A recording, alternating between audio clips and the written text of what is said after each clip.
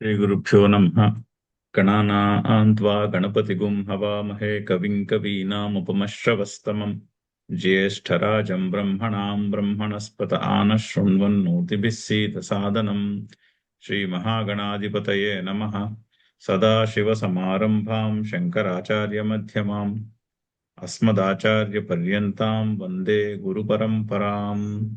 श्रुतिस्मृतिपुराणानाम् आलयं करुणालयम् नमामि भगवत्पादशङ्करं लोकशङ्करम्। नारायणं नमस्कृत्य नरं चैव नरोत्तमं देवीं सरस्वतीं व्यासं ततो జయముదీరయేత్. జయ గురుదేవ్. 15వ శ్లోకం మొదలుపెట్టాము, చదువుదాం. శ్లోకం: జ్ఞానయజ్ఞేన చాప్యన్యే యజంతో మాముపాసతే ఏకత్వేన పృథక్త్వేన బహుధా విశ్వతో ముఖం. అయితే దీనికి అవతారకు చూసాము. తే కేన ప్రకారేణ ఉపాసతే అంటే ముందు శ్లోకంలో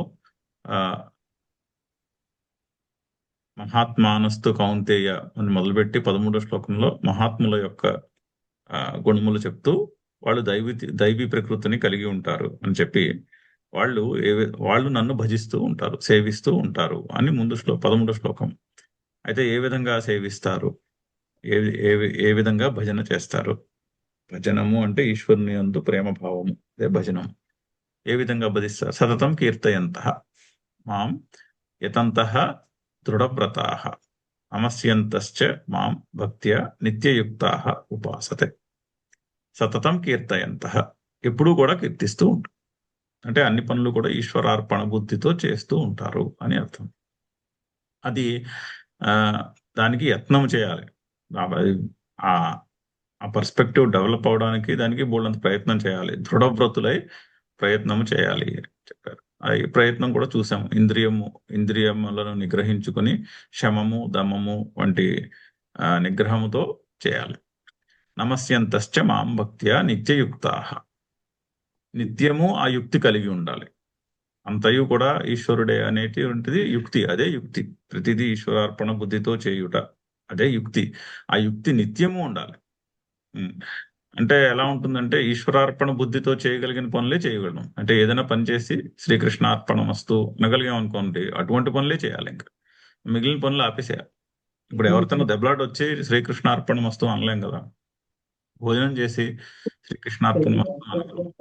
ఏదో స్తోత్రమో ఏదో పఠించి శ్రీకృష్ణార్పణమస్తు అనగలం. మంచి పని ఏమన్నా చేసి ఎవరికైనా సహాయం చేసి ఎక్కడికో వెళ్తుంటే రోడ్డు మీద ఎవరో కనిపించారు, వాళ్ళకి సహాయం చేయాలనిపించింది, చేసాము. చేసి అవసరం కనిపించింది, చేసాము. చేసి శ్రీకృష్ణార్పణమస్తు అనగలం. అలాగా మనం చేసే పనులు చూసుకుంటే కొన్నింటికి న్యాచురల్గా శ్రీకృష్ణార్పణమస్తు అని అనగలం, కొన్నింటికి అనలేము. ఇప్పుడు ఎవరితోనూ దెబ్బలాడామనుకోండి, శ్రీకృష్ణార్పణమస్తు అనలేం కదా. సో అనవసరమైన పనులు చేసినప్పుడు మనమే అనలేము ఆ మాట. సో మనసు అయితే ఎక్కడైతే శ్రీకృష్ణార్పణమస్తు అని ఒప్పుకోదో అటువంటి పనులన్నీ మానేడు. అలాగా ఆ యుక్తిని, ఆ వ్రతము, ఆ దృఢవ్రతం, అటువంటి దృఢవ్రతముతో ఉంటారు ఎవరు? మహాత్ములు అని చెప్పారు. అంతకుముందు అల్పాత్ముల గురించి ఆల్రెడీ ముందు శ్లోకాలు అయ్యాయి, చూసాము. అయితే వీళ్ళు ఏ విధంగా ఉపాసన చేస్తున్నారు? నిత్యయుక్తాః ఉపాసతే. సో కేన ఆ నిత్యయుక్తులై ఉపాసన చేసేవారు ఏ విధంగా ఉపాసన చేస్తుంది? అది ఈ శ్లోకం. జ్ఞానయజ్ఞేన చ అపి అన్యే యజంతః మాం ఉపాసతే. జ్ఞానయజ్ఞముతో నన్ను ఉపాసన చేస్తాయి. జ్ఞానమే యజ్ఞం. అంటే ఆ పరమాత్మ మన అందరిలోనూ చైతన్య రూపంలో ఉండి ఈ జగత్తును ప్రకాశింపచేస్తున్నాడు. ఈ జగత్తుని మన అవగాహనకు వచ్చేటందుకు మూలమైనటువంటి ఆ ప్రకాశమే పరమాత్మ అని తెలుసుకుంటే జ్ఞానం. అదే జ్ఞానం. ఆ జ్ఞానము నిలకడగా ఉంచుకొనుటే జ్ఞానయజ్ఞం. అదే జ్ఞానం అనే యజ్ఞం. జ్ఞానమే యజ్ఞం. ఎటువంటి యజ్ఞము? అంతటా ఉన్నది పరమాత్మయే. ఆ ప్రకాశ స్వరూపమైనటువంటి పరమాత్మయే అంతటా ఉన్నది. మనకి రకరకాల వాటిల్లో ప్రతిఫలిస్తున్నాడు అని తెలుసుకొనుటయే జ్ఞానం. అదే ఆ జ్ఞానములో నిలకడగా నిలిచి ఉండుట, అదే యజ్ఞము. మిగిలిన ఉపాసనలన్నీ పక్కన పెట్టేసి కేవలము ఈశ్వరుణ్ణి ప్రకాశ స్వరూపముగా తెలుసుకుంటూ ఉపాసన చేయుట, అది జ్ఞాన యజ్ఞము. అలా చేస్తున్నారు కొంతమంది. కొంతమంది ఏకత్వేన ఉపాసతే, అంటే ఉన్నది ఆ, జ్ఞాన యజ్ఞంలో ఉన్నట్టు ప్రిన్సిపల్ వల్లనే ఉన్నది అంతయు ఒకటే పరమాత్మ అని కొంతమంది చేస్తున్నారు, ఉపాసన చేస్తున్నారు. పృథక్త్వేన కొంతమంది అలా కాకుండా వేరు వేరు దేవతలు ఉన్నారు, కానీ ఈ దేవతలందరిలోనూ ఉన్నటువంటి ఆత్మ మాత్రము పరమాత్మయే, ఒకటే పరమాత్మ అని అలా కూడా చేయొచ్చు. అంటే భేదములను గుర్తించి, కానీ ఆ భేదములలో ఉన్నది పరమాత్మయే అని గ్రహిస్తూ ఉపాసన చేయొచ్చు. లేదా అసలు భేదములను నిరాకరించి ఉపాసన చేయొచ్చు. సో ఏకత్వము చేత ఉపాసన చేస్తున్నారు, పృథక్త్వము చేత కూడా ఉపాసన చేస్తున్నారు. పృథక్త్వం చేత ఉపాసన చేయటము అంటే మళ్ళీ ఈ దేవత వేరు, ఆ దేవత వేరు అలా కాదు. దేవతల్లో ఉన్నటువంటి తేడాలను గుర్తించి ఉపాసన ఉపాసన చేయుటకు ప్రతి దేవతలోనూ కొన్ని గుణములను డిఫైన్ చేసి పెట్టారు. ఎందుకు పెట్టారు అంటే మనకి ఉపాసనకి సౌలభ్యాన్ని ఇచ్చుటకు పెట్టారు. అలాగా అర్థం చేసుకుని, కానీ బట్ హౌవర్ ప్రతి ఒక్క దేవతకు ఆత్మ అపరం. ఇప్పుడు ఫర్ ఎగ్జాంపుల్ పంచమహాభూతములు ఉన్నాయనుకోండి. పృథివీకి ఆత్మ ఏమిటి? పృథివీ యొక్క ఆత్మ పరమాత్మయే. వాయువు యొక్క ఆత్మ పరమాత్మయే. అగ్ని యొక్క ఆత్మ పరమాత్మయే. ఎందుకంటే అన్ని పరమాత్మ నుండే పుట్టాయి కదా. ఆకాశాద్ అదేంటి, పరమాత్మ నుండి ఆకాశము, ఆకాశాద్ వాయు, వాయురగ్ని, అగ్నేరాపహ, అద్య పృథివీ, పృథివీభ్యో అన్నం. అక్కడి నుంచి భూతములు. అది సృష్టి యొక్క క్రమాన్ని ఒప్పుకున్నటువంటి క్రమము. మరి ఆ పరమాత్మ తత్వము నుండి ఆకాశము, అక్కడి నుంచి నీళ్లు, అక్కడి నుంచి అగ్ని, అగ్ని నుంచి వాయువు, నీళ్ళ, ఆకాశాత్ వాయువు, ఆకాశం నుంచి వాయువు, వాయురగ్ని, అక్కడి నుంచి అగ్ని, అగ్నేరాపహ, అగ్ని నుండి నీళ్లు, అద్య పృథివీ, నీళ్ల నుంచి పృథివీ, పృథివీభ్యో అన్నం, పృథివీ మీద అన్నము, అన్నమును తిని జీవులు.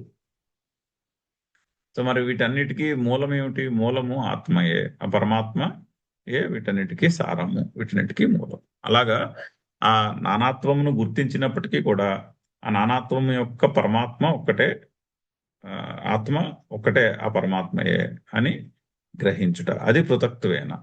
బహుధా విశ్వతో ముఖం. సో బహుధా పృథక్త్వేన, నానాత్వమును చూసినప్పటికీ కూడా ఆ నానాత్వంలో ఉన్నది ఒకటే పరమాత్మ. విశ్వతోముఖం. ఆ విశ్వతోముఖం అంటే సర్వము, ఈ విశ్వం అంతయు కూడా వ్యాపించి ఉన్నటువంటి తత్వము ఆ పరమాత్మే. ఎటు చూసినా కూడా పరమాత్మే కనిపించాలి. ఇక్కడ పురుష సూక్తంలో చెప్పినట్టు సహస్ర శీర్ష పురుష, అన్ని తలకాయలు కూడా, ప్రతి శిరస్సు కూడా పరమాత్మయే. సహస్రాక్ష సహస్రపాత్. లేదా విష్ణు సహస్రనామంలో మొట్టమొదటి నామం విశ్వం, అదే ఇక్కడ చెప్తున్నారు విశ్వతో ముఖం. అంతయు, ఈ విశ్వం అంతయు కూడా ఆ పరమాత్మయే అని గ్రహించుట. ఈ విధముగా రకరకాలుగా ఉపాసన చేస్తూ ఉంటారు. కానీ ఏ విధంగా ఉపాసన చేసినా ఫండమెంటల్ ప్రిన్సిపల్ అందరూ గ్రహించవలసినది ఏంటంటే ఉన్నది ఒక్కటే పరమాత్మ. నానాత్వమును గుర్తించక్కర్లేదు అనుకున్నా, ఏ విధంగా రెండు రకాలు బ్రాడ్గా. నానాత్వమును గుర్తించుట ఒక రకమైనటువంటి ఉపాసన, ఆ నానాత్వమును నిరాకరించుట ఇంకొక రకమైన ఉపాసన. ఏది చేసినా కూడా అండర్లయింగ్ ఆ నానాత్వమునకు ఉన్నటువంటి ఆత్మ పరమాత్మయే. నానాత్వమును నిరాకరిస్తే ఇంకప్పుడు వేరే చెప్పాల్సిన అవసరం లేదు, ఉన్నది ఆ పరమాత్మయే. ఆ విధంగా నన్ను ఉపాసన చేస్తూ ఉంటారు. చూడండి, శ్లోకం కూడా ఎంత క్లియర్ గా ఉందో. శంకర్ల భాష్యం కూడా ఇంకా చాలా చాలా క్లియర్ గా ఉంటుంది. చదువుదాం భాష్యము. జ్ఞానయజ్ఞేన జ్ఞానమేవ భగవద్ విషయం యజ్ఞ. జ్ఞానమేవ యజ్ఞ. ఎటువంటి జ్ఞానము? భగవద్ విషయం జ్ఞానం. అంటే ఉన్నది అంతయు కూడా పరమాత్మయే, ఉన్నది ఆ పరమాత్మయే అని తెలుసుకున్నట్టయే జ్ఞానం. ఆ జ్ఞానమే యజ్ఞం.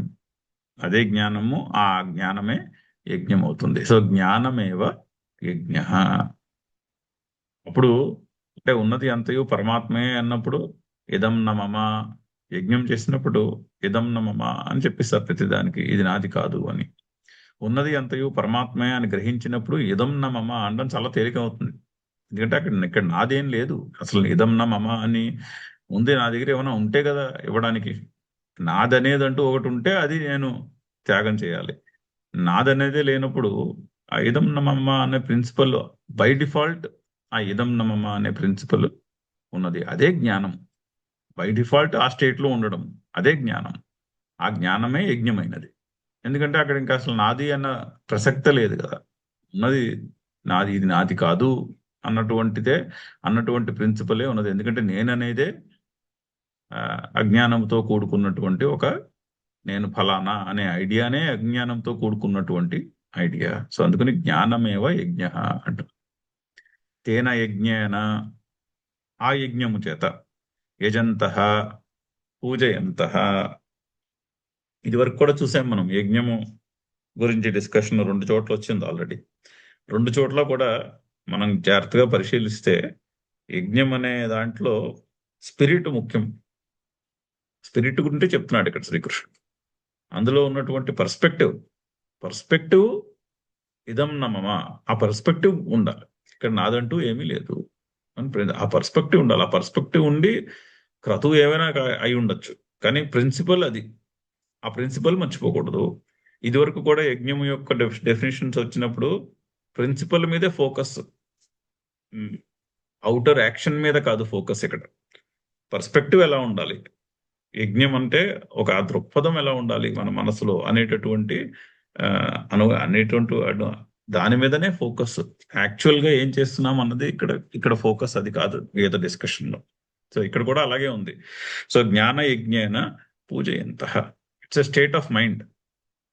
ఇక్కడ ఉన్నది అంతయు కూడా ఆ పరమాత్మయే, ఆ పరమాత్మకు చెందినదే. నానాత్వమును గుర్తించినా కూడా ఆ నానాత్వంలో ఉన్న విషయములన్నీ కూడా పరమాత్మకు చెందినవే, కానీ నాదంటూ ఏమీ లేదు. అది ఒక స్టేట్ ఆఫ్ మైండ్. ఆ స్టేట్ ఆఫ్ మైండ్ గురించి చెప్తున్నారు. మాం ఈశ్వరం, ఎవరిని పూజిస్తారు? నన్ను పూజిస్తూ ఉంటారు.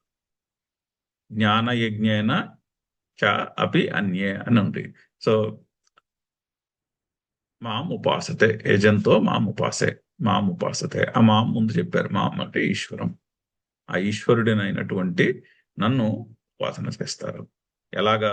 చాలా చాలా స్ట్రాంగ్ వాక్యం. చ అపి అన్యే, అన్యాం ఉపాసనాం పరిత్యజ్య, వేరే ఉపాసనలన్నింటినీ కూడా పరిత్యజ్య, విడిచిపెట్టేసి ఒకటే ఉపాసన. ఏవో రకరకాల బోల్డెన్ ఉపాసనలు ఉన్నాయి. అటువంటి ఆ ఉపాసనలన్నింటినీ కూడా పక్కన పెట్టేసి ఒకటే ప్రిన్సిపల్ ఏంటి? ఉన్నది అంతయు పరమాత్మయే. ఆర్ ఇక్కడ ఉన్నవన్నీ కూడా పరమాత్మకు చెందినవే. అదే ప్రిన్సిపల్. చూడండి, అన్యాం ఉపాసనాం పరిత్యజ్య. అసలు ఇంకెక్కడ అందులో డౌట్ పడడానికి కించిత్తు కూడా అవకాశం లేకుండా ఎక్స్ప్లెయిన్ చేస్తాం. వేరే ఉపాసనలన్నింటినీ పక్కన పెట్టి ఉన్నది ఆ పరమాత్మయే అని గుర్తించి ఆ ఆ గుర్తింపులో నిలిచి ఉండుట, అదే ఉపాసన.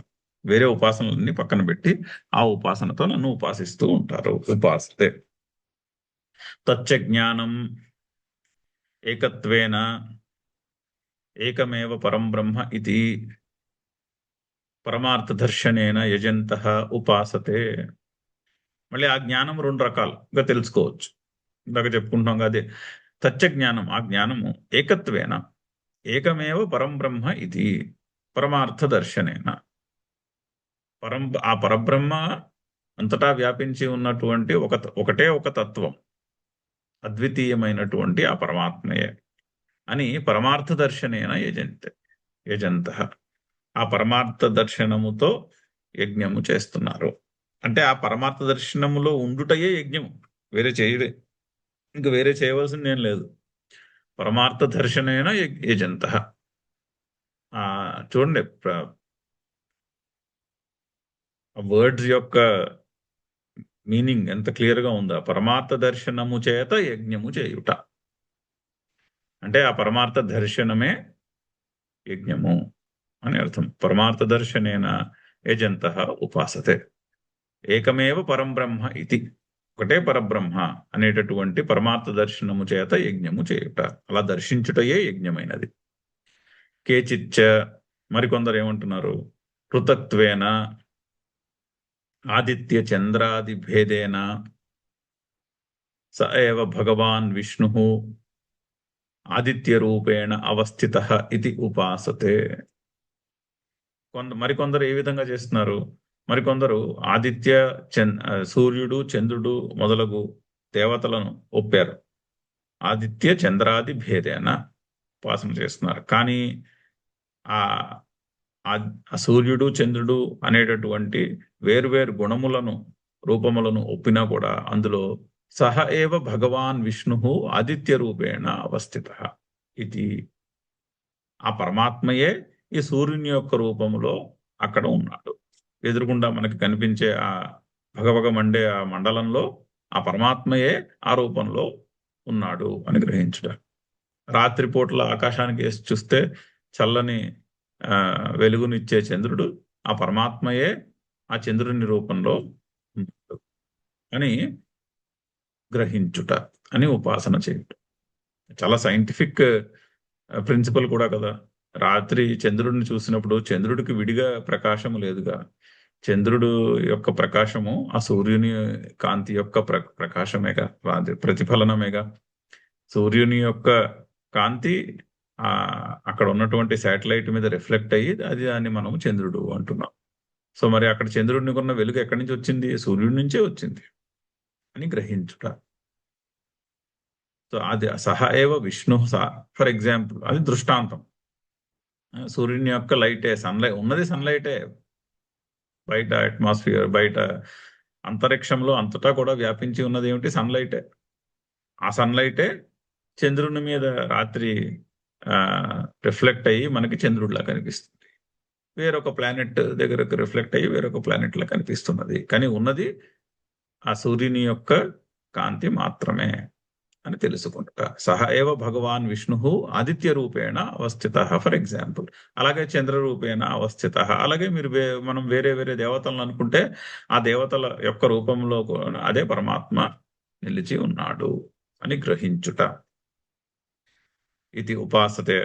కేచిత్ బహుధా అవస్థిత సహ ఏవ భగవాన్ సర్వతోముఖ విశ్వతోముఖ విశ్వరూప ఇది తం విశ్వరూపం సర్వతోముఖం. సో అదే అదే పరమాత్మ కేచిత్. మరికొందరు ఎలా అనుకుంటున్నారు, కేచిత్ బహుధా అవస్థిత, వేరువేరుగా ఉన్నటువంటి నానాత్వముగా గుర్తిస్తున్నారు. ఈ దేవత వేరు ఆ దేవత వేరు అని గుర్తిస్తున్నారు. కానీ సహ ఏవ భగవాన్ సర్వతోముఖ, కానీ అన్ని ముఖములలోనూ కూడా అదే పరమాత్మ ఉన్నారు. అంటే ఎక్కడ ఒక ముఖము కనిపించినా ఆ ముఖములన్నీ కూడా పరమాత్మయే. ఇందాక మనం చెప్పుకున్నట్టు సహస్ర శీర్ష పురుష, ప్రతిదీ కూడా ఆ పరమాత్మయే అని గుర్తించుట. అందుకనే కొంతమంది ఆ పరమాత్మని విశ్వతోముఖ అని, సర్వతోముఖ అని, విశ్వరూప అని అనేటటువంటి వేరు వేరు నామములు పెట్టుకుని ఉపాసన చేస్తున్నారు. విశ్వరూపమని, సర్వతోముఖమని, ఇలా రకరకాలుగా నన్ను ఉపాసన చేస్తూ ఉంటారు. బహుధా బహుప్రకారేణ ఉపాసతే, అలా ఈ విధముగా అనేక విధాలుగా నన్ను ఉపాసన చేస్తున్నారు. కానీ అన్నింటిలోనూ ఒక కామన్ ప్రిన్సిపల్, ఒక కామన్ థ్రెడ్ ఉంది. ఏంటి, ఉన్నది ఆ పరమాత్మయే. మనము నానాత్వాన్ని గుర్తించినా సరే, నానాత్వమును నిరాకరించినా సరే, ఉన్నది ఆ అద్వితీయమైన పరమాత్మ తత్వము మాత్రమే, వేరొకటేమీ లేదు. వేరొకటి ఏమైనా ఉన్నా కూడా అది ఉపాసన యొక్క సౌలభ్యము గురించి మనము పెట్టుకున్నటువంటి నామరూపములే కానీ వాస్తవంలో అక్కడ ఉన్నది పరమాత్మ తత్వము మాత్రమే అని గ్రహించి రకరకాలుగా నన్ను ఉపాసన చేస్తూ ఉంటారు. ఇది శ్లోకము చదువుదాం. జ్ఞానయజ్ఞేన చాప్యన్యే యజంతో మాముపాసతే ఏకత్వేన పృథక్త్వేన బహుధా విశ్వతో ముఖం. సో భగవంతుడిని ఉపాసన చేయుట అంటే ఏ విధముగా ఉండాలో చాలా క్లియర్గా చెప్పినటువంటి ఇంకొక శ్లోకము. ఆ ఏకత్వం ఉన్నది ఆ ద్వితీయమైనటువంటి పరమాత్మ మాత్రమే. మిగిలినవన్నీ కూడా ఒక ఉపాసన చేయుటకు సౌలభ్యాన్ని క్రియేట్ చేయడమే కానీ వాస్తవంగా వేరువేరు తత్వములు వేరువేరు దేవతలు అనేది లేదు. ఉన్నది అంతయు కూడా ఒకే పరమాత్మ అని చెప్పుట యందు తాత్పర్యం. తర్వాత అహం క్రతురహం యజ్ఞః స్వధాహమహమౌషధం మంత్రోహమహమేవాజ్యం అహమగ్నిరహం హుతం. ఎన్ని అహంలు ఉన్నాయి చూడండి, 8 అహంలు వచ్చాయి. అహం క్రతుః, అహం యజ్ఞః, స్వధా అహం, అహం ఔషధం, మంత్రః అహం, అహమేవ ఆజ్యం, అహం అగ్నిః, అహం హుతం. అహం అంటే నేను అంటే ఇక్కడ శ్రీకృష్ణుడు నేను అంటున్నాడు అంటే ఆ పరమాత్మ అని అర్థం చేసుకోవాలి. ఆల్రెడీ చూసాము అది చాలాసార్లు. సో అహం క్రతుః, అహం యజ్ఞ, అన్ని 8 చెప్పారు. 8 చెప్పి 8 నేనే అంటున్నాను. అయితే దానికి అవతారిక ఏంటి, ఎందుకు చెప్తున్నారు ఇది? యది బహుభిః ప్రకారైః ఉపాసతే, ఒకవేళ రకరకాలుగా నిన్ను ఉపాసిస్తుంటే, బహుభిః ప్రకారైః ఉపాసతే యది కథం త్వామేవ ఉపాసతే, మరి అన్ని విధాలుగా నిన్నే ఎందుకు చేస్తున్నారు? నిన్నే ఉపాసిస్తున్నారని ఏమిటి? అన్ని రకరకాలుగా ఉపాసన చేస్తున్నారంటున్నావు. మరి రకరకాలుగా ఉపాసన చేస్తుంటే నిన్నే ఉపాసన చేయడం ఎలా అవుతుంది? ఇప్పుడు విశ్వతో ముఖం అనే ప్రిన్సిపల్ని ఉపాసన చేస్తున్నారు. ఇంకొక చోట అసలు అసలు ఇక్కడ జగత్తే లేదు, ఆ జగత్తు ఉంది అనుకోవడము అజ్ఞానముతో కూడినటువంటి ఒక ఐడియా అని కొంతమంది ఉపాసన చేస్తున్నారు. ఇలా రకరకాలుగా ఉపాసన చేస్తున్నారు కదా. సూర్యుడిని ఉపాసన చేస్తున్నారు, చంద్రుడిని ఉపాసన చేస్తున్నారు, మరొక దేవతని ఉపాసన చేస్తున్నారు. మరి ఇలా రకరకాలుగా ఉపాసన చేస్తుంటే నిన్నే ఉపాసన చేస్తున్నారని ఎలా చెప్తున్నావు? కథం త్వామేవ ఉపాసతే ఇత్యతః ఆహ. ఆ క్వశ్చన్ కి క్లారిఫై చేయడానికి, ఎవరిని ఉపాసన చేసినా కూడా నన్నే ఉపాసన చేస్తున్నా అని ఇంకొకసారి రీఇన్ఫోర్స్ చేయటం. మళ్ళీ ఏమైనా డౌట్ వస్తుందేమో చెప్పిన విషయంలో అని అదే పాయింట్ అని రీఇన్ఫోర్స్ చేయుటకు, నన్నే ఉపాసిస్తున్నారు ఎవరిని ఉపాసన చేసినా కూడా అని రీఇన్ఫోర్స్ చేయుటకు ఈ శ్లోకం చెప్తున్నారు. అహం క్రతుః, 8 ఉన్నాయి, 8 చెప్పారు. క్రతుః అంటే కర్మ, ఒక ప్రొసీజర్తో చేసినటువంటి రిచువల్. అహం యజ్ఞ, నేనే యజ్ఞం.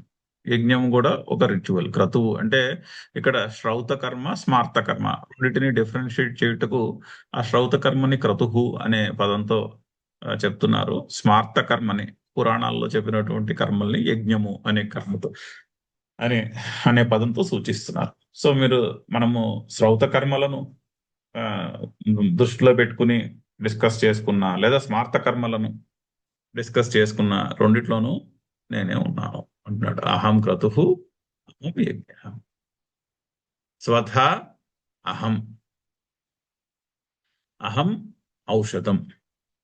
స్వధా అన్నిటికీ ఆత్మ, అన్నిటికీ ఫౌండేషన్, ఆధేయం, అన్నింటికీ కూడా ఆధేయము నేనే. అహం ఔషధం, ఈ భూమి మీద పుట్టే ఔషధములన్నీ కూడా నేనే. అంటే ఔషధం ఉంటేనే ఆ ఔషధం నుండి జీవుడు పుడతాడు. ఆ ఔషధం నుంచి అన్నం అన్నం వస్తుంది, అన్నం నుంచి జీవులన్నీ పుడతాయి. సో ఆ ఔషధము పృథివీ, పృథివీ నుంచి ఔషధములు, అన్నము, ఆ అన్నము నుండి జీవులు. అది క్రమం.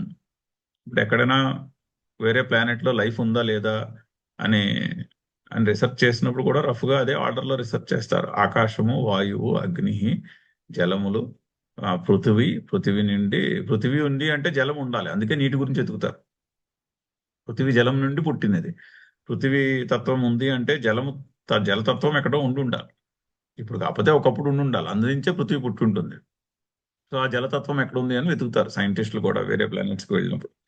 ఆ ఆ, సో అలాగా పృథివీ నుంచి ఔషధము పుట్టి, ఔషధము నుండి అన్నము పుట్టి, అన్నము నుండి జీవులు పుడతారు. ఆ, అన్నము ఎక్కడైనా ఉంటే దాని చుట్టూ మనము ఒక అన్నముని ఒక డబ్బాలో మూతపెట్టి ఉంచేసాం అనుకోండి 4 మెతుకుల్ని, ఆ అన్నం ఆ ఆ డబ్బాలో 2 రోజులు అయ్యేసరికి జీవులు వస్తాయి. ఏదో ఒక ఫంగస్ ఏర్పడుతుంది, ఒక జీవి పుడుతుంది అక్కడ నుంచి. అన్నం ఎక్కడుంటే అన్నం చుట్టూ జీవులు పుడతాయి. సో ఆ ఔషధము నేను, అంటే జీవులు పుట్టడానికి మూల కారణమైనటువంటి ఔషధము, ప్రాణికోటి పుట్టడానికి మూల కారణమైనటువంటి ఔషధము నేను. మంత్ర అహం, మంత్రము నేను. ఈ క్రతువుల్లో వాడే మంత్రాలు నేను. అహమేవ ఆజ్యం, ఆజ్యము నేను. ఆజ్యము అంటే హవిస్సు, హవిస్సు నేను. అహం అగ్ని, ఆ హవిస్సుని ఆ దేవతకి అందజేసే అగ్ని నేను. అహం హుతం, ఆ హోమము, అక్కడ చేస్తున్నటువంటి హోమాన్ని నేను. అంటే ఒక వేదిక్, దాన్ని ఏమంటారు, రిచువల్ కాంటెక్స్ట్ లో ఉన్న ఆస్పెక్ట్స్ అన్ని కూడా నేనే. అంటే మరి రకరకాలుగా నిన్ను ఉపాసిస్తున్నారు కదా, ఏ విధంగా ఉపాసించినా నిన్నే ఉపాసిస్తున్నారు, ఎందుకు చెప్తున్నావు అంటే ఆ ఉపాసనలో ఉండే రకరకాల ప్రిన్సిపల్స్ అన్ని చెప్పి, ఆ ప్రిన్సిపల్స్ అన్ని కూడా నేనే అంట. నేనే క్రతువు, నేనే యజ్ఞము, నేనే స్వధ, నేనే ఔషధము, నేనే మంత్రము, నేనే అవిస్సు, నేనే అగ్ని, నేనే హోమం అని. ఏది చేసినా ఎటు వెళ్ళినా కూడా దృష్టి అది నేనే అంటున్నాడు. ప్రతిదీ కూడా ఆ పరమాత్మయే అని ఆ, అని చాలా క్లియర్గా మళ్ళీ ఆ ఆ నానాత్వమును, ఒకవేళ నానాత్వమును ఒప్పినా కూడా టెంపరీగా, ఆ నానాత్వంలో ఉన్నటువంటి ఆత్మ పరమాత్మయే అని చెప్పుట యందు తాత్పర్యం. భాష్యం చదువుదాము. అహం క్రతు శ్రౌత కర్మ భేద. సో శ్రౌత కర్మలు నేను. శ్రౌత కర్మ అంటే శృతి చెప్పినటువంటి కర్మ. సో వేదంలో చెప్పినటువంటి కర్మలు ఈ రోజు మనము ఆ మనకి లౌకికంగా లోకంలో కనిపించేటువంటి కర్మలకి కొన్ని తేడా ఉంది. లిస్టు, వేదంలో చెప్పిన ఒక కర్మల లిస్ట్ ఉంది. మోస్ట్లీ స్వర్గాన్ని పొందేటటువంటి కర్మల యొక్క లిస్ట్ ఉంటుంది వేదంలో. కొన్ని లౌకికంగా పొందేటటువంటి ప్రయోజనాలకు కూడా ఉంటుంది, బట్ మోస్ట్లీ స్వర్గం ఫోకస్. స్వర్గాన్ని ఏ విధంగా పొందుట, స్వర్గానికి టికెట్ సంపాదించడానికి కావలసినటువంటి పుణ్యమును సంపాదించుకున్నటకు ఏ ఏ కర్మలు చేయాలో అవన్నీ వేదంలో చెప్పబడి ఉన్నాయి. అవి శ్రౌత కర్మలు. కొన్ని కొన్ని నిత్య కర్మలు అవి కూడా చెప్పబడి ఉన్నాయి, బట్ మోస్ట్లీ స్వర్గానికి రిలేటెడ్ ఉంటాయి. అహం, అహమేవ యజ్ఞ, అహం యజ్ఞ స్మార్త.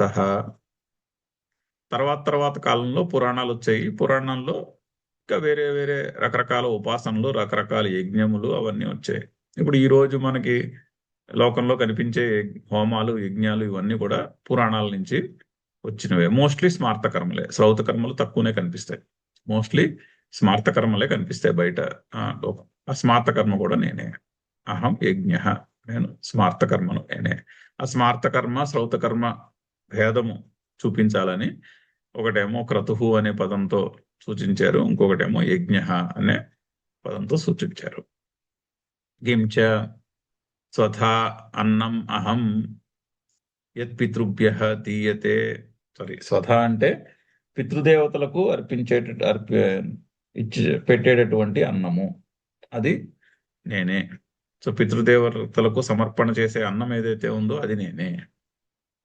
అహం ఔషధం సర్వప్రాణిభిః యత్ అద్యతే తత్ ఔషధ శబ్దవాచ్యం. సో అన్ని సర్వప్రాణిభిః, అన్ని ప్రాణుల చేత, యత్ అద్యతే, ఏది తినబడుతున్నదో అది ఔషధ శబ్దవాచ్యం. ఔషధ శబ్దము చేత దాన్ని సూచిస్తున్నారు. అంటే ఔషధ శబ్దము చేత ఎందుకు సూచిస్తున్నారంటే ఔషధం నుంచే అన్నం పుడుతుంది. ఔషధము అంటే గ్రీన్ లీఫీ వెజిటబుల్స్, అది భోజనం చేస్తారు, లేదా గ్రీన్ ప్లాంట్స్ నుంచి అన్నం పుడుతుంది. రైస్ పుట్టినట్టు, రైస్ ప్లాంట్ నుంచి రైస్ పుట్టినట్టు ఆ విధంగా. అందుకని ఈ ఈ జీవులందరూ భుజించే అన్నంలో ఏమున్నది? ఔషధమే ఉన్నది. ఇప్పుడు నాన్ వెజిటేరియన్ తిన్నా కూడా ఆ పశువుని తింటున్నారు. ఆ పశువు దేన్నో తింది కదా, ఏమి తింది? అది ఔషధాన్ని తింది. నెట్ ఫైనల్లీ ఏమైనట్టు? ఔషధం నుంచే ఇంకొక జీవి పుట్టింది, ఆ జీవిని ఇంకొక జీవి తింటున్నది. సో ఫైనలీ తిన్నది ఔషధమే అయినది, ఔషధం నుంచే పుట్టినది. సో అందుకని ఔషధ శబ్ద వాచ్యం చేత సర్వప్రాణిభిః యత్ అద్యతే, అన్ని ప్రాణుల చేత ఏది తినబడుతున్నదో దాన్ని ఔషధ శబ్దం చేత, ఔషధ శబ్దానికి వాచ్యార్థం అన్నారు. ఔషధ శబ్దం యొక్క అర్థము అది. ఔషధము అంటే అన్ని ప్రాణుల చేత ఏదైతే తినబడుతున్నదో అది ఔషధము. అది టెక్నికల్, అది దాన్ని ఫస్ట్ మీనింగ్ అనమాట, ప్రైమరీ మీనింగ్ అది. వాచ్యార్థము అది. ఇప్పుడు యాపిల్ అంటే యాపిల్ అనగానే యాపిల్ అనే ఫార్మ్ మన బుర్రకు గుర్తొస్తుంది, మన మెమరీలో గుర్తొస్తుంది. ఆ విధంగా ఔషధము అంటే ఏంటి? ఔషధము అంటే అన్ని ప్రాణుల చేత ఏది తినబడుతున్నదో అది ఔషధం. అథవా లేదా ఇంకోలా అర్థం చేసుకోవాలంటే స్వధా ఇది సర్వప్రాణి సాధారణం అన్నం, లేదా అన్ని ప్రాణులలోనూ కామన్, అన్ని ప్రాణుల చేత తినబడేది సాధారణమైనటువంటిది అన్నము, అది ఔషధం. ఔషధం ఇది వ్యాధ్యుపశమార్థం భేషజం. అలాగే ఔషధము అంటే వ్యాధి ఉపశమార్థం ఉండే ఔషధం, భేషజం మందు, అది కూడా ఔషధమే. సో 3 రకాలుగా చెప్పుకోవచ్చు. ఔషధము అంటే హైయెస్ట్ లెవెల్లో ఏదైతే అన్ని ప్రాణుల చేత తినబడుతున్నదో అది ఔషధము, లేదా అన్ని ప్రాణికోటికి సాధారణము, సర్వసాధారణమైనటువంటి అన్నం ఏదైతే ఉందో అది ఔషధం, లేదా వ్యాధి ఉపశమార్థం భేషజం, వ్యాధి నివారణ కొరకు వాడే మొక్కలు, హర్బ్స్ ఏవైతే ఉన్నాయో అది ఔషధం.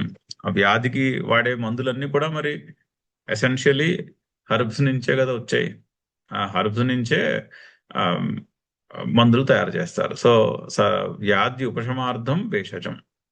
ఆ విధంగా 3 విధాలుగా దాన్ని మనము అర్థం చెప్పుకోవచ్చు. ఏ విధంగా చెప్పుకున్నా కూడా అది ఆ పరమాత్మయే. ఆ ఆ స్వధ, ఆ ఔషధం, ఆ పదములకు పరమాత్మ ఏమిటి అంటే ఒకటే, ఆత్మ ఏమిటి అంటే పరమాత్మయే అని చెప్పాలి. మంత్ర అహం ఏన పితృభ్యః దేవతాభ్యశ్చ హవిః దీయతే. ఏ మంత్రము చేతనైతే మనము హవిస్సును అర్పిస్తున్నాం, సూర్యాయ ఇదం నమః అనే మంత్రంతో మనము హవిస్సు సూర్యునికి సమర్పణ చేశాము. ఆ మంత్రము సాధనం హవిస్సు చేయడానికి. ఆ మంత్రం, హవిస్సు అనే క్రియలో ఉండేటటువంటి ఒక సాధనము మంత్రం. ఆ మంత్రమును నేనే. వేరొక చోట మనకు ఆల్రెడీ శృక్కు స్రవము అవన్నీ కూడా నేనే అని చెప్పారు. సో ఇక్కడ కూడా అదే ప్రిన్సిపల్ని చెప్తున్నారు. అహమేవ ఆజ్యం హవిః చ అహం, నేనే ఆజ్యమును. ఆజ్యమును అంటే హవిస్సు, ఆ హవిస్సు నేనే.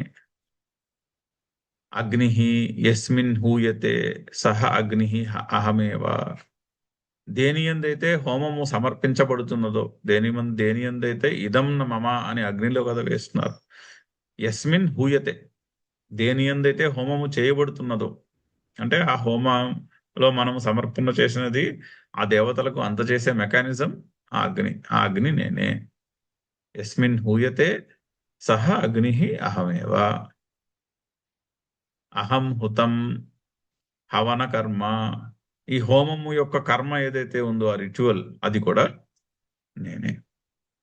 సో ఫైనలీ ఆ 8 డిస్టింక్షన్స్ చెప్పి నానాత్వము, ఆ 8 డిస్టింక్షన్స్ ఏమిటి? అది నేనే. అంటే వాటి యొక్క ఆత్మ నేనే అని చెప్పుట.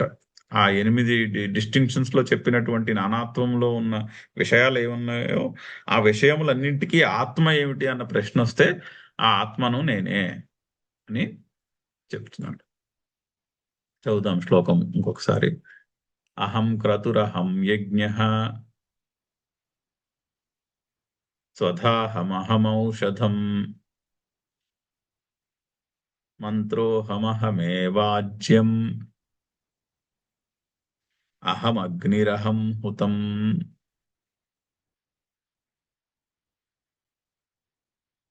పితాహమస్య జగతః మాతా ధాతా పితామహః. వేద్యం పవిత్రమోంకారం ఋక్సామయజురేవ చ. ఇంకా చెప్పవలసి ఉన్నది.